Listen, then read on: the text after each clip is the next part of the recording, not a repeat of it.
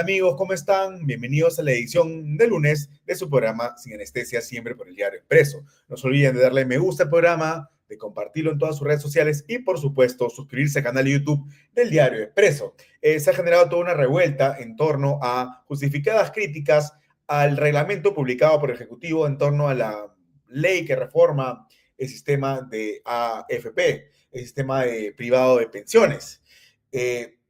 La crítica más preponderante o la más común es que los jóvenes menores, las personas menores de 40 años, al momento de jubilarse ya no van a poder recibir ya no van a poder retirar el 95.5% de sus fondos. Para tener además una pensión de 600 soles, vas a tener que llegar a un chanchito, un fondo de 120,000 soles, lo que equivale a 240 aportes o 20 años de aportes, valga la redundancia. Se le va a cobrar también a los independientes. Y también el sábado hemos visto manifestaciones a favor del octavo retiro de los fondos de AFP, que depende del Congreso. Precisamente la Comisión de Economía este miércoles va a sesionar, va a debatir los proyectos que proponen este nuevo octavo retiro de fondos. Y en la víspera, el último domingo, la presidenta Dina Boluarte se mostró a favor de este nuevo octavo retiro para beneficiar, dijo ella, a las familias. Vamos a conversar hoy al respecto sobre todo lo que tiene que ver con las AFP con el economista José Luis Tapia, que muy amablemente ha aceptado la comparación. José Luis, muchas gracias por la entrevista. ¿Cómo estás? Ok, muchas gracias a ti por la invitación. ¿Qué tal? ¿Qué te parece este reglamento publicado sobre esta norma, modernización de la ley en cuanto a las AFP?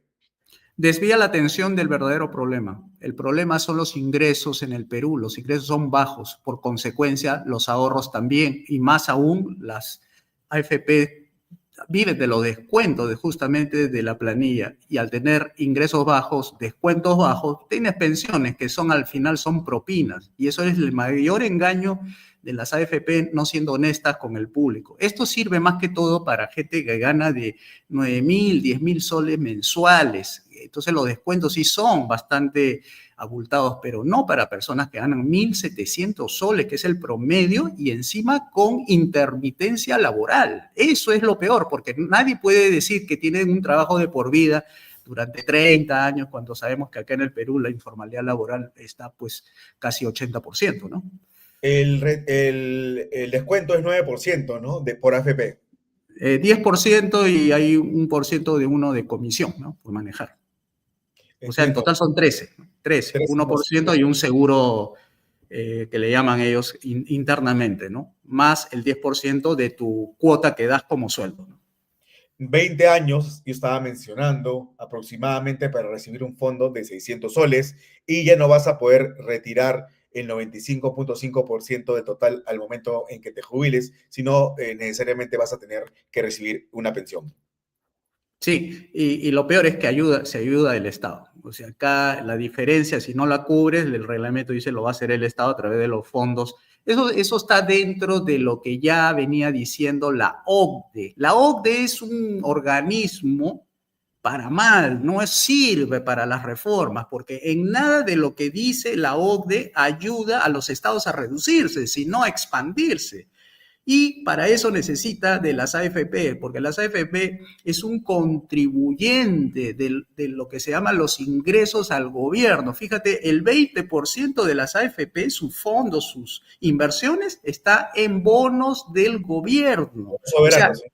Exacto. Entonces, lo que hace la AFP es financiar al gobierno. Por eso que el gobierno se opone al retiro y siempre lo va a hacer así, porque desembolsar 20,000 millones o sea, el 22% del fondo de esos 110,000 que tiene, va a tener que devolverlo en líquido a las AFP cuando tengan que devolverle la plata a sus afiliados. Entonces, no es buen negocio ni para la AFP ni para el gobierno. Por eso se entiende por qué se opone el MEF, se opone la Superintendencia de Banca y Seguro, se opone las AFP.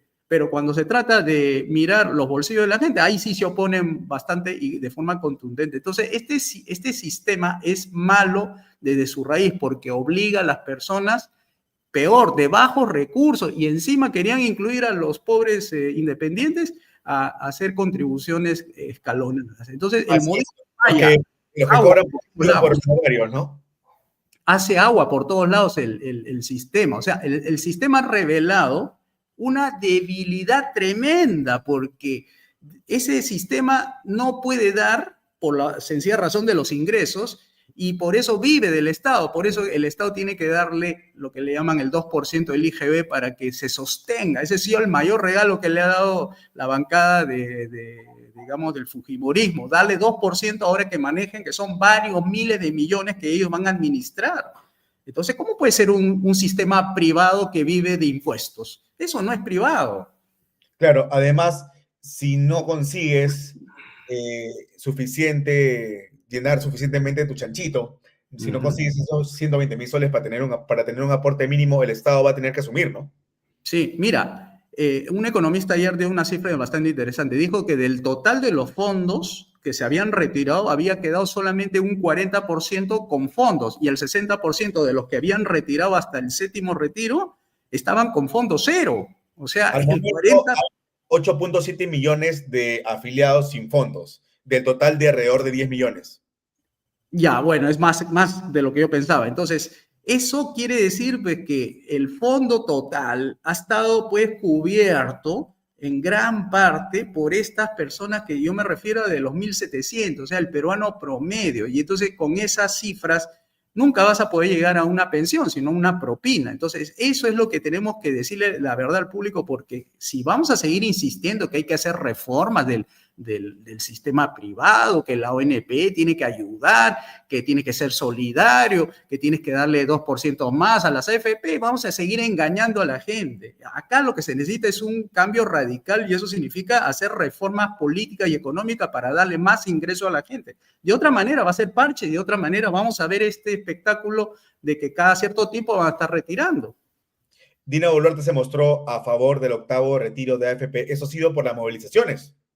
¿Qué le quedaba a la señora? Estaba ya con 99% de desaprobación y que salieran los jóvenes a las calles a hacer lo de que se hicieron en Nepal, que se tumbaron un gobierno entero, no se iba a arriesgar la señora. Entonces, imagínate pues que se hubiera prolongado, digamos así, ¿no? La agonía de esta señora, porque si no, la podía, por un tema de marchas y protestas, podía la policía salir y golpear a los jóvenes y los jóvenes no se iban a quedar ahí de brazos cruzados y esto iba a provocar, quién sabe, ¿no? De repente un muerto más y ahí se derrumba el gobierno. Así es, pero ¿cómo es posible que funcione todavía ese sistema privado de pensiones si aproximadamente 9 de cada 10 afiliados prácticamente han agotado los ahorros de su vejez? Hablamos de un sistema que ya está prácticamente quebrado, nos guste o no, ¿no? Sí, está quebrado, o sea, técnicamente no se puede sostener, por eso querían la reforma ellos querían oponerse al octavo retiro. Ahora lo que va a tener que solucionar el Fujimorismo, que fue el que metió ahí las cuatro, va a tener que ver la manera de darle fondos a las AFP, porque al final o se lo da el fondo del propio IGB o le van a tener que dar el mismo gobierno a través de los bonos, va a tener que devolver lo que le debe a las AFP, pero no tiene salida. O sea, la AFP tiene un problema de raíz y el problema es que se hizo de un montón de afiliados, pero con poquitos fondos. Entonces, tú no puedes sostener una rentabilidad basada en una microaportación para que el resto sean los que cubran esa diferencia, ¿no? Por eso la rentabilidad, es decir, la capacidad de hacer dinero de las AFP se ha visto manifestada en esto de que mientras perdían los afiliados, ellos ganaban 400, 400, 500, 400, 400, 400. Creo que han acumulado, si no me equivoco, más de 20.000 millones que han ganado en los últimos 30 años, si no me equivoco, de ganancias en total, mientras las personas pues han tenido rentabilidades mucho menores. Incluso por ahí dicen que hay una rentabilidad de personas que han aportado 30 del 80%. O sea, en 30 años 80% a una tasa del 8-9% anual, eso es increíble, ¿no? O sea, pero es así, pues acá en el Perú sucede esta cosa por este mercantilismo empresarial, ¿no? ¿Y qué crees que va a ocurrir? ¿Esta norma se va a derogar en el Parlamento ante la presión mediática y callejera? Yo creo que sí. Bueno, Lo que yo he visto hasta ahora es que hay un acuerdo de parte del Ejecutivo y Legislativo volver a revisar la norma y seguramente van a tirarse abajo algunos aspectos como el 95.5 de los jóvenes que no pueden Así retirar, es. seguramente los independientes también van a salir del reglamento. Es decir, van a hacer pequeños acomodaciones para que al final la cosa no sea tan fuerte como lo habían ellos propuesto. Entonces, pero igual no va a cambiar nada. El peor caso es que le están haciendo caso a la OCDE, a la Organización de Cooperación y Desarrollo Económico, que es el que le metió la idea al gobierno desde PPK hasta la fecha de que tenía que ser pilares contributivos, o sea, tenía que financiarse aquellos que no habían contribuido porque le querían obligar a todos a que fueran parte del sistema, o sea, estamos hablando de 16 millones de personas que trabajan y que deberían tener pensiones en este sistema y bueno, no lo tienen. Entonces la OCDE le metió en la cabeza que una parte tenía que poner el gobierno y otra parte lo tenía que poner la AFP. Y una vez que la AFP pone en un fondo público, eso se llama expropiación. Sí, O sea, claro. la OCDE es culpable de esto. O sea, meternos Deja de ser tuyo. a ese club de países es peligroso. Deja de ser tuyo. Ya deja de ser un fondo individual de Exacto, capitalización. eso se llama expropiación a todas luces, porque eso de que lo privado financia lo público, al final es público y se queda al final en nada. Entonces, eso es lo que le ha metido la OCDE a los gobiernos y ¿por qué? Porque quieren ser parte del club, el club de la OCDE, ¿no? Eso es es un saludo a la bandera. Con OCDE y sin OCDE no va a pasar nada. El problema está en que le creen eso, porque lo ha sustituido al Banco Mundial. El Banco Mundial hacía la labor de think tank. Ahora ya no tienen el Banco Mundial esas personas, ahora se dedican más al tema de la pobreza. Pero ahorita el que le está dando ideas sobre cómo hacer políticas públicas a través de las pensiones es la OCDE. La OCDE viene desde el año 2016, desde que se creó esa comisión para la reforma previsional y que la manejaron bien hasta no sé qué año fue, hasta el 2020 creo, y de ahí terminó, pero no hubo más. Pero esas ideas de la señora Fujimori y su bancada, viene de esa propuesta, de ese documento que ustedes lo pueden bajar en el ocde.org, pueden bajar en la propuesta de pensiones para el Perú.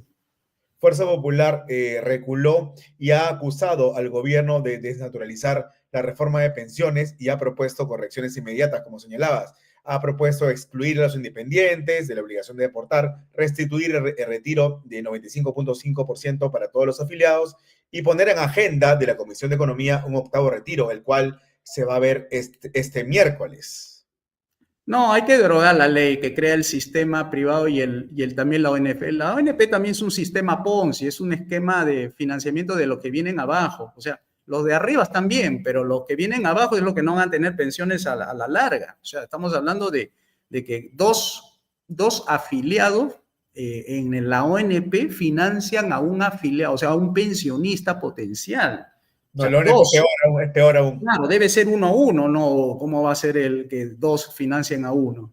Entonces, eso también es otra estafa. La ONP es una estafa al igual que la AFP. Lo que pasa es que se aprovecharon de la debilidad de la ONP para hacer las AFP y fueron aconsejados por, ya sabes por quién, José Piñera de Chile, que vino acá, dio 3 conferencias en el grupo que estaba ahí, la bancada de justamente de Cambio 90 y Nueva Mayoría, para implementar el sistema AFP. Totalmente lo convencieron, ¿no? A la bancada. También. Sí, no, esto fue hecho por otras realidades, pero la realidad del Perú es que todavía no ha entrado en reformas liberales, así que no se puede esperar mejor solución que liberalizar ese mercado, porque este mercado está secuestrado por estas empresas grandes, esas 4 que tienen el manejo total que se llama oligopolio, y eso hay que combatirlo derogando leyes malas, entre ellas la ley de creación del sistema privado y estatal de pensiones. 4 bancos que a su vez tienen AFP, ¿no? Tienen AFP, son grupos económicos integrados verticalmente y horizontalmente, o sea, no son grupos, digamos, únicos de un solo negocio. Ellos tienen ramificaciones en diferentes negocios y entonces no es uno de ellos, el AFP. O sea, donde vean dinero, ellos están metiendo las manos y se lo prestan a su grupo económico. Es un dinero barato. El dinero del AFP, en lugar de que el propio banco se lo preste de los ahorristas, agarran del dinero de los afiliados y lo meten en sus acciones que ellos tienen, porque ellos tienen varias inversiones en el gobierno inversiones afuera e inversiones adentro. Y las inversiones adentro están divididas en acciones de empresas peruanas y esas son la mayoría vinculadas a ello.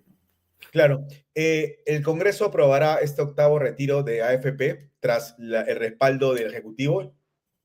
No, ya creo que con lo que dijo la señora Presidente ya es suficiente, ¿no? Ya le ha sacado le ha quitado el piso al ministro de Economía. Si tiene un poco de dignidad, el ministro debería renunciar, porque ya son más de 2 veces. Ya se apegó, dijo que había conversado con la Presidenta y que habían acordado que estaba. Sí, es una manera elegante de no dejarlo sin piso, pero él fue muy enfático, ¿no? Y él, la Superintendencia de Banca, que son pertenecientes al Poder Ejecutivo, o sea, ahora va a tener que retroceder ante lo que dice la Presidenta.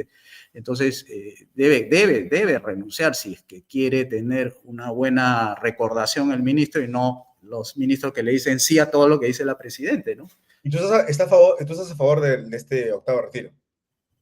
En realidad estoy a favor del octavo, noveno, décimo, pero que le devuelvan los fondos a los afiliados. No es verdad que es un fondo para hacer previsión de su vejez. Tienen que sacarse la cabeza que ese fondo de 20.000 soles, 30.000 soles, 40.000, no sirve para pensiones. Usted tiene que tener mínimo 300.000 soles para tener pensiones por lo menos de más de 2.000 soles, pero no que con 20.000 vas a tener pensión. Ese es un engaño, es una estafa, pues. Eso es lo que ha pasado en la mayoría de los casos.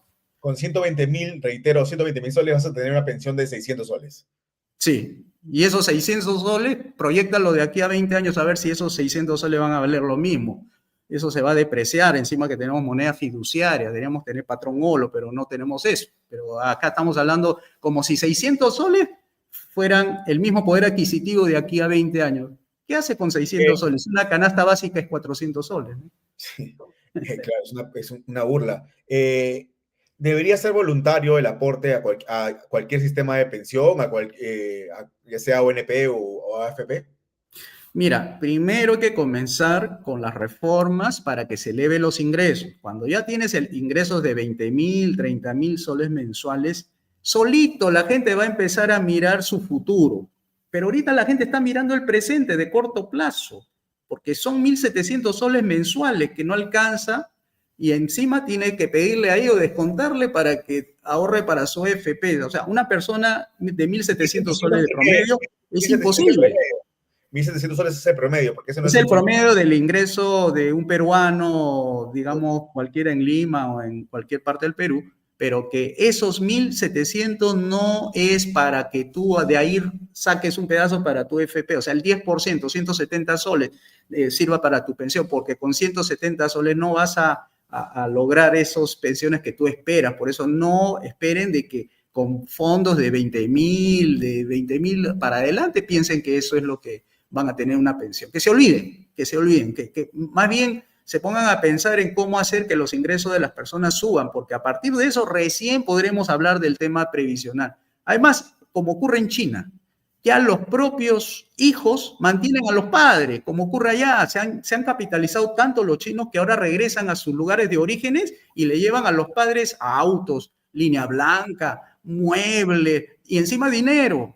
Y ellos lo cuidan, ellos son realmente las AFP privadas, porque le cuidan a sus papás hasta los fines de su día con su propio dinero. El Estado chino en la parte de benefactor es muy, pero muy ínfimo comparado a lo que es Europa, que lo gasta más o menos 60%, 50% del total del presupuesto público, ¿no? Pero allá en China es menos, es creo que el 10 o el 20%, pero aún así es poquito en comparación a lo que hacen realmente los privados por sus familias, ¿no? Entonces, eso se logra cuando tienes altos ingresos, y eso debería enfocarse el gobierno, cómo darle altos ingresos y no crear un sistema hecho a la medida de las empresas que hacen este sistema. Obligatorio, ¿no? Obligatorio. Peor, obligatorio todavía, porque si fuera para escoger, bueno, a ver que convenza a las AFP de que son tan buenas como ellos dicen y que se gane pues su cliente, digamos, sus clientes a puro pulso, pero no por obligación, porque la ley dice que si no te afilias a la ONP te vas a la AFP, o sea, hacen ese juego de la ley, y la ley es perversa, pues es una ley que va anti libertad de elección, ¿no? Pero si eliminamos estos sistemas, el sistema previsionario en el Perú, te van a decir que vamos a tener adultos mayores mendigos regados por la calle. Pero si hay adultos mendigos en las calles, no va a cambiar nada. O sea, ¿qué es lo que está cambiando ahorita con las AFP? Si la gente está sacando, si la gente creyera que eso es algo bueno, la gente ahorraría y no necesitaría de una ley que lo obligue. Pero es mentira, es una estafa. Entonces, ¿cómo le vas a decir a la gente que eso es bueno? Si al final saca su cuenta, cuando ya se están jubilando ahorita a los 65, con un fondo de 20.000 soles, reciben 180 soles. ¿Cómo le vas a decir eso que es pensión? Eso no es pensión, eso es propina. Entonces, eso hay que cambiar ese chip, porque hay grandes intereses que te van a decir eso de que no, que tiene que ser obligatorio porque la gente no ahorra. La gente no ahorra porque no tiene cómo ahorrar, que se mete en la cabeza. Con 1.700 soles, ¿cómo vas a ahorrar para tu pensión cuando tienes urgencias en la educación y en la salud? Ese es el principal problema, no hay cómo ahorrar, ¿no? No hay cómo ahorrar con los bajos ingresos. Cuando más baja el ingreso, el porcentaje de consumo aumenta hasta el 99%, pero cuanto más alto es el ingreso, la tasa marginal de ahorro va creciendo de 10, 15, 20, conforme vas teniendo más niveles de ingreso. O sea, no necesitas obligar a la gente que ahorren cuando sus sueldos es bajo. Lo que sí se necesita es ingresos altos y solo la gente va a ir buscando su futuro y ahí empiezan a invertir a largo plazo, ¿no? Claro, sí, pues entonces eliminamos la ONP y AFP.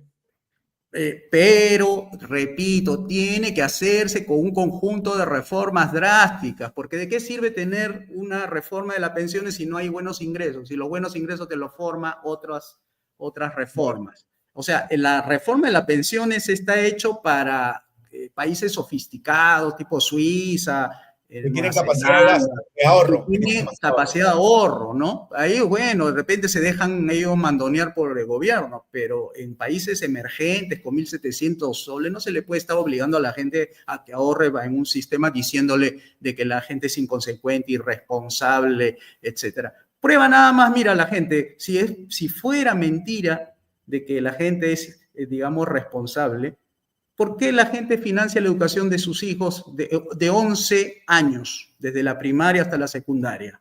¿Eso no acaso no es previsión? ¿Previsión del futuro de sus hijos?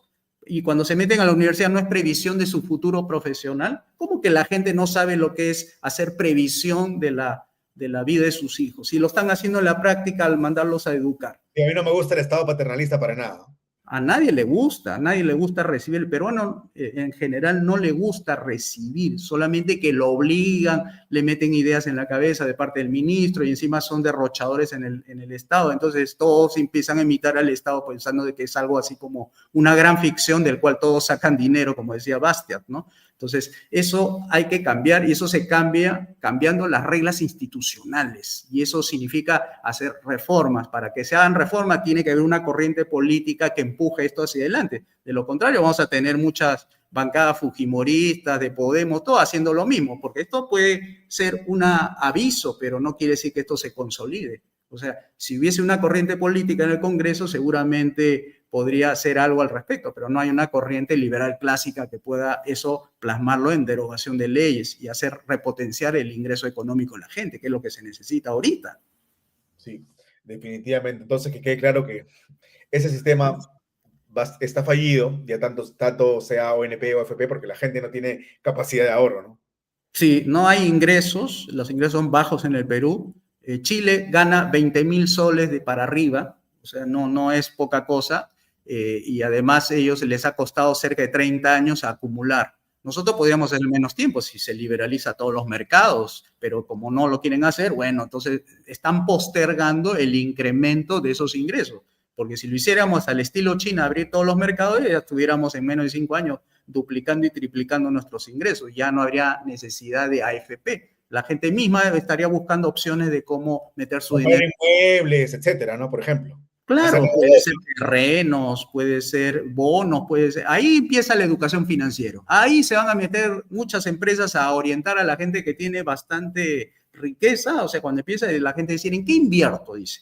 Entonces ahí se meten las empresas de señor, mire, yo le puedo vender este servicio de gestión de su fondo, lo llamado fondos independientes, ¿no? Donde cualquier persona puede armar un fondo independiente y manejar. Que te dé más interés, te metes ahí, ¿no? Que te dé mejor interés. Por supuesto, y no es solamente un tipo de inversión financiero, ¿no? Hay inversiones en bienes raíces, inversiones en bienes financieros, inversiones en empresas, comprando acciones, pero eso todo es un tema de mercado que eso se lo da el propio mercado para la gente que está interesada en invertir, porque dice, tengo tantos ahorros y veo que el banco me paga nada más 2% o 4% al año, no voy a desperdiciar mi dinero aquí, prefiero ahorrarlo y proyectarlo para más adelante. Entonces ahí es donde la gente empieza a ahorrar y ahí se forma el mercado de capitales. Recién ahí se forma el mercado de capitales. Y con ese mercado de capitales se forma el mercado hipotecario, ¿no? Si 8.7 millones ya no cuentan de afiliados a la AFP, ya no tienen fondos y tenemos alrededor de 10 millones, este nuevo retiro, ¿a cuántos afectará? Ya prácticamente va a dejar en cero las arcas de los pensionistas. Sí, supongo que van a ser otros miles más que van a salir del sistema privado. No sé cuántos estarán al borde de cero. Con estos retiros, de repente tienen 20 y tantos mil y sacan y se vuelve cero. Ahora, ¿cuántos habrán así en esa situación? Pero lo que yo sí estoy segurísimo es que este octavo retiro, cuando se dé y se sepa cuánto se retiró al final, si es 20.000 o más, no va a tener más opción la AFP que cerrar. Va a tener que cerrar, porque o aumenta las comisiones, que es lo que se espera, es decir, se ha reducido tanto la masa donde sacaba dinero, ahora van a tener que aumentar esa comisión. O sea, se va a hacer sobre la base de que existen 9 millones de afiliados o 10 millones y solamente le administran a unos 2 millones o 3 millones sus pensiones. Entonces, o a uno, tal vez, no sé. Entonces, ahí recién van a tener que pensar si se van a quedar o no. Y ahí yo creo que es el fin de las AFPs. Y hicieron un mal negocio en el Perú, pues, engañando a la gente. Tú sabes cómo acaba todo esto, ¿no? Cuando se engaña a la gente, finalmente acaba todo mal. Bueno, si una empresa privada quiebra, tendrá que quebrar, ¿no? No pasa nada. Y tendrá que asumir su consecuencia, pues, por hacerse de la ley para beneficio propio, pues ese es el problema, ¿no? Y la ONP también tiene que cerrar, no hay que hablar solamente de la FP, el Estado también tiene un problema ahí de caja chica, que el MEF no puede ni siquiera financiar eso, porque eso está agarrando tesoro público para financiar las pensiones de otros que no han aportado nada, es otro... Pero, digamos, a ver, para ponernos en vereda en este asunto, aquí hay que meterle a la gente que lo primero que tiene que preocuparse es por sus ingresos. Y luego que ya tenga sus ingresos, pongámonos a pensarlo en algún esquema previsional, pero que no sea público, que sea voluntario, que sea algo libre y que la gente escoja. Pero hay que hacer reformas profundas para lograr ese objetivo de elevar los ingresos de la gente, ¿no? De acuerdo, para ir terminando, se ha conocido una noticia muy preocupante y es que Machu Picchu podría dejar de ser maravilla del mundo. Hay tráfico de venta de boletos, hay problemas, hay toma de vías, bloquean carreteras, el turista la pasa realmente mal, ¿no? ¿Cómo puede ser posible que Machu Picchu, una maravilla del mundo, esté en posibilidad de que pierda esta denominación? Porque está en manos del gobierno, pues, está en manos del Estado. Todo lo que se gestiona en manos del Estado lo hace mal, no tiene incentivo, nadie se hace responsable por eso, ni el Ministerio de Cultura, ni siquiera el gobierno hace nada al respecto. Entonces hay que pasar a manos privadas, como en Guatemala. Tú sabes que en Guatemala hay unas pirámides que lo tiene Samsung. Samsung se encarga de cuidar, preservar, ponerlo limpio, le da incluso valor agregado para sus turistas, etcétera. Y se lo ha derivado la gestión privada de estas maravillas del mundo. Tiene que estar eso en manos privadas, no puede estar en manos del Estado. Por eso estamos como estamos, que le van a quitar esa posibilidad de ser la séptima maravilla del mundo. Entonces, eso tiene que pasar a manos privadas porque ese es un reflejo justamente de la ineficacia, ¿no? Porque ahí hay tráfico, tú sabes bien que ahí no lo hacen por Machu Picchu, lo hacen por llenarse bolsillo unos cuantos que hacen negocios alrededor de las entradas. Y eso claro, todo debería ser legal, ¿no?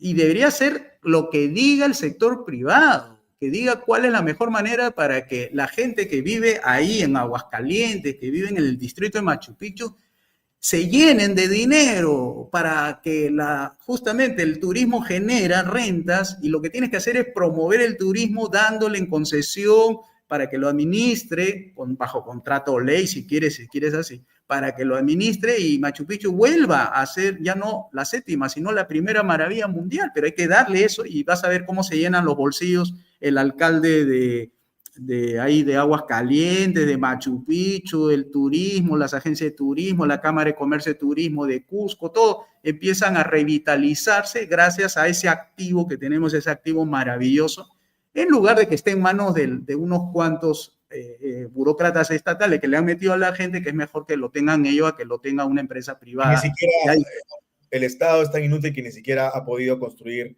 un aeropuerto, ¿no? Internacional. Ni chinchero, ni nada. O sea, es, como se dice, no está el gobierno para esas funciones. Las funciones naturales del gobierno es justicia, seguridad y obras públicas. El resto déjale al privado y vas a ver cómo eso lo revitaliza, le mete inversión, la gente va a tener empleo, altos ingresos, las calles van a estar más seguras, porque eso lo tiene que hacer el sector privado y el Estado que se encargue de las funciones de justicia, seguridad y obras públicas. Eso es todo, no tiene que meterse. Eso era lo que era antes el Estado de San Martín, el Estado de Bolívar, el Estado de Ramón Castilla, era del 10 o 15% del PBI y ahorita estamos cerca ya del 30%. Entonces hay que volver a lo que funcionaba, pues las calles eran tranquilas, al policía lo podías ver en la esquina de tu casa, la inseguridad era muy baja, pero ahora todo está mal. ¿Por qué? Porque el Estado ha crecido, crece tanto, la burocracia, crecen los ministerios, crece todo, que al final el que abarca mucho, poco aprieta. Entonces no va a poder hacerse el Estado de todas las funciones que le han encomendado, que son como 18. A eso hay que reducirlo para que sea más efectivo y sea más controlable incluso, porque el tema de la corrupción está en la discrecionalidad justamente de que el Estado se encarga de todo. Cuando se encarga de todo, ahí vienen los permisos, la licencia y todo es extorsión ahí. El Estado extorsiona con todo lo que hace, ¿no? Todo le pide coima, 10%, coima. Entonces así se llenan los burócratas de dinero y perjudica a los usuarios del servicio, perjudica a Machu Picchu, nos perjudica a todos nosotros con el tema de la AFP, todo, porque ven que no funciona nada, entonces le piden al Estado que haga todo por nosotros, ¿no? Claro, el tema de turismo también está en UCI, ¿no? Porque ni siquiera llegamos a 4 millones de turistas al año, solamente le ganamos a 3 países menores como Bolivia, Paraguay y Ecuador, ¿no? Colombia y Chile nos golean. Sí, pues entonces necesitamos ahí bastante inversión privada, pero la inversión privada necesita que le abran la cancha, que le digan, señor, vengan a invertir, impuesto cero a la renta, el único impuesto que se financia es el IGB, ustedes no van a pedir permiso, nosotros ya hicimos nuestra reforma política, por eso tenemos un buen sistema judicial, tenemos un buen sistema de seguridad en las calles y buenas carreteras, caminos, lo suficiente para que ustedes vengan a invertir. El resto solamente es pura inversión y el resto del impuesto solamente será suficiente, uno para ese tipo de Estado de 7 ministerios nada más, y con eso haces andar y la gente empieza a ganar duro, empieza a ganar como en Qatar, que Qatar es el país que más se gana, $120,000 al año, son 35,000 soles mensuales. ¿Cómo que no se puede llegar a esa cifra si un país en medio de un desierto con 2 industrias gana mucho, ¿no? Tranquilamente. Muchas gracias, José Luis. Hasta otra oportunidad. Chau, chau. Ya, muchas gracias a ti, Aarón. Gracias. Ok, amigos, esta fue la edición de lunes de su programa Sin Anestesia, siempre por el diario Expreso. Yo creo que los aportes deben ser voluntarios. La gente, no puede existir un Estado paternalista que te diga dónde tienes que obligatoriamente poner tus ahorros. Como señaló el economista José Luis Tapia, no existe capacidad de ahorro en el país. Y es un chiste todo este sistema, tanto de la AFP como la ONP, al final es una farsa y la gente puede utilizar su dinero en el momento en que lo necesite. Ojalá que se logre aumentar la capacidad realmente de ingresos y de gasto para luego pensar en ahorros previsionales. De lo contrario, vamos a seguir recibiendo pensiones miserables, nimias, y teniendo que aportar 20 años para recibir 600 soles. Nos vemos mañana en una nueva entrevista. Chau, chau.